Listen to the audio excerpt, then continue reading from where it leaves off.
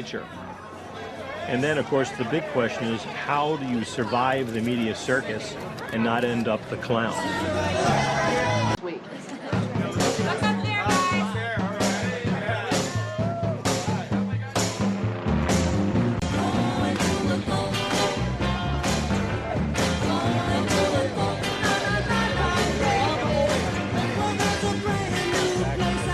Remember Ghost? I know. The bad guy, the bad friend? I remember the face, but I couldn't remember the his face, name. but I know the actor. But I got a picture.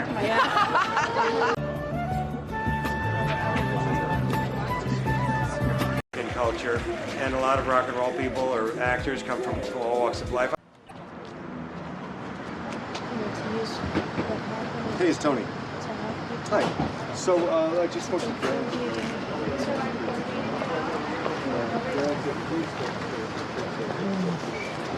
If maybe he's too fragile to be president of the United States, maybe he doesn't have the stamina for the job.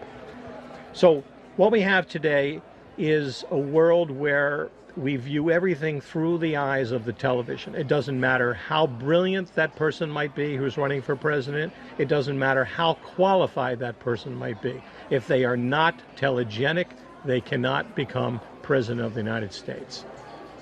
We are about this far away from the political version of Miss America.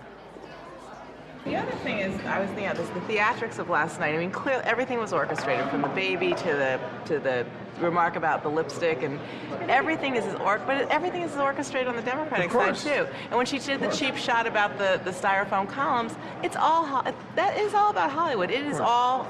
It was all a show last night. She's talking about that, and behind her you got the America the Beautiful floating by, and there's Mount Rushmore, and there's beautiful lakes, and there's mountains, and that's her backdrop. He's got columns, she's got this. I mean, you know, it's all basically... It's all theater. It's all theater. Yeah. We are basically perhaps Rome about the collapse, and we're now being thrilled by these storytellers. Yeah, we are. That's what we are. Yeah, we are. So we are, literally, yeah. We're listening to music on the Titanic and say, I like the other song better.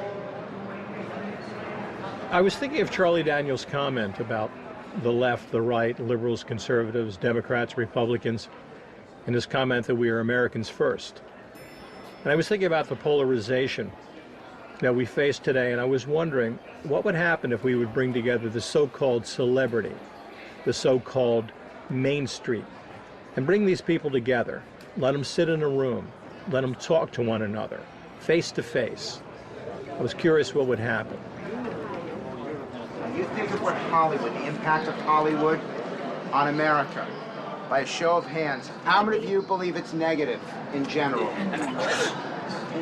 But after what he said. Why do you think it's negative? I think they try to use their influence, their money, their notoriety to push an issue, be it right or wrong.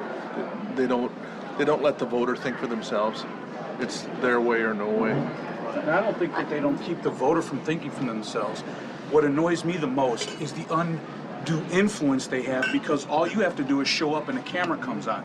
I could have read Russell Kirk and everything that I need to know about the subject and be right, but you're good looking and a camera follows you, therefore your message is magnified, even if it's wrong.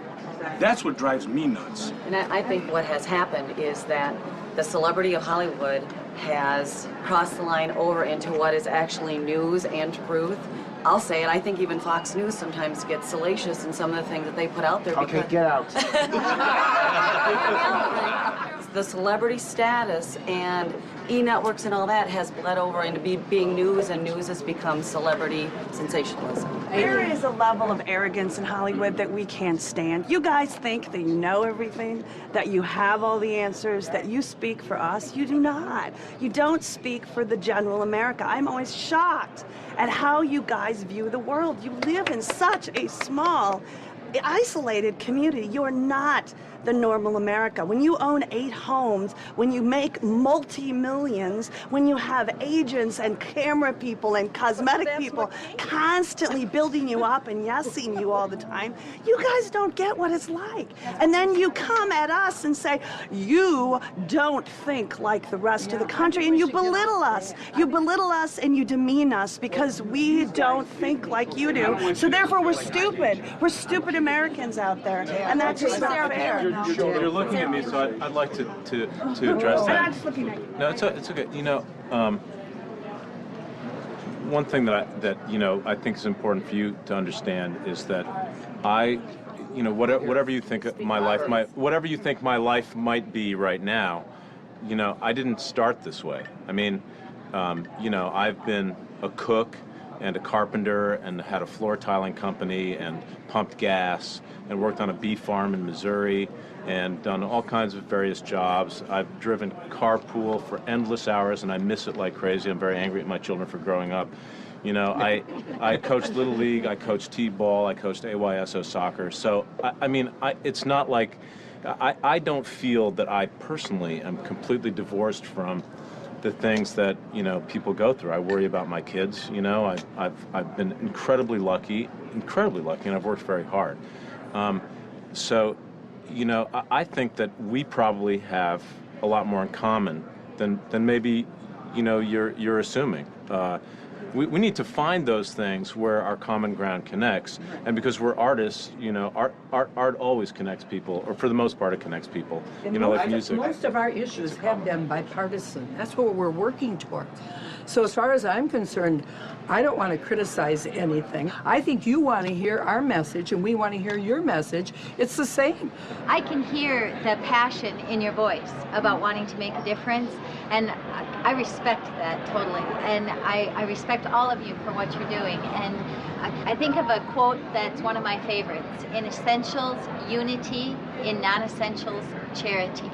We can work together, we can respect one another and work towards common goals, but not attack one another. I applaud the folks here for coming out and helping get the dialogue started. My objection is when you've got the Tim Robbins of the world out there with vitriolic rhetoric attacking our country all the time, and that gets press instead of making a real dialogue happen. That's a problem.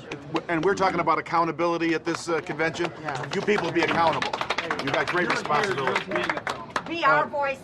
Frank is asking that I wrap it up, and I just want to say on behalf of the Creative Coalition and everybody here, thank you so much. Thank you. Thank you. I want to say one other thing. Which I feel, this is me personally, and not as a representative of the Creative Coalition, but one of the things that I really love about this country, and I've loved even more going through this political process a little bit, is the fact that we can accommodate people like Arnold Schwarzenegger and Tim Robbins. We are Americans. We have big shoulders. We should be able to sit down and have nice, tough dialogue, to get in each other's face, argue it out, and shake hands and go our separate ways. And the fact that we're talking is the whole deal.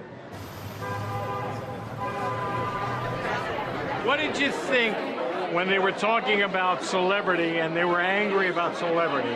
What was your feeling at that time? Because there was some very directed anger towards celebrities. What was your thoughts? That, I gotta tell you, that really upset me. That really upset me because I remember the tone in that woman's voice. I remember feeling like she meant it. She wasn't trying to impress the people around her.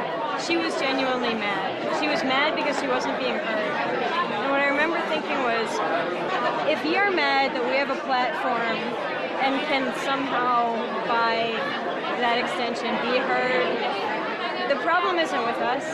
The problem is with the people who are supposedly listening to you that aren't. The problem is with your government.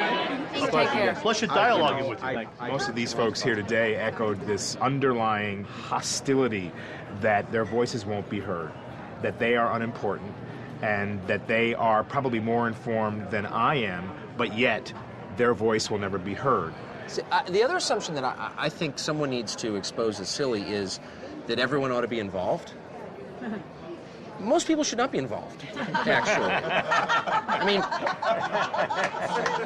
no, I'm totally serious. This idea that everybody ought to have an opinion, well, that's ludicrous. Actually, most people have no opinion. They're busy making the country better by having nice marriages, raising decent children, sort of working hard at their jobs, drinking beer, doing things that normal people do.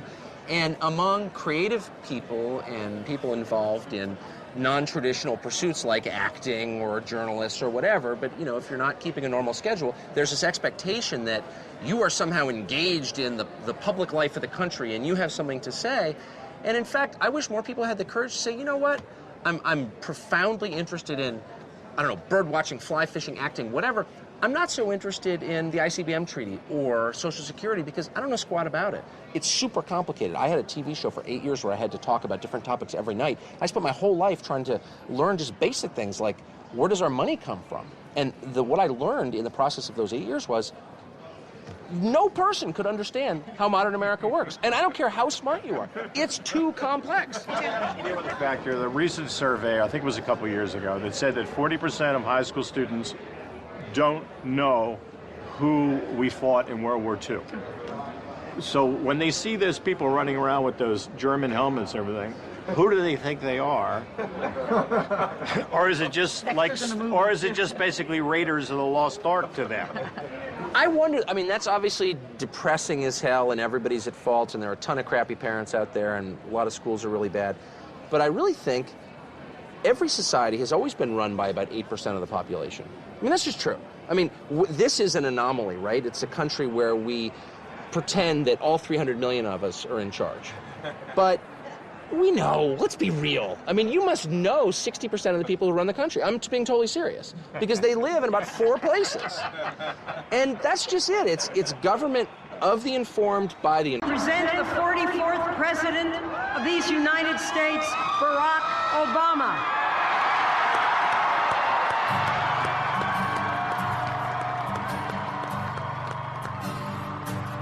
Well, I rode down that ribbon highway. I saw above me the endless sky. I saw below me. So what you have now is you have celebrities that need media if they want to spotlight their special causes. The media needs the celebrity because it's ratings, and ratings means money. And the politicians need celebrities and the media to help them get elected or re-elected, and also to bring attention to their causes. So everyone is selling something. So what you end up with is sort of this unholy alliance of the three.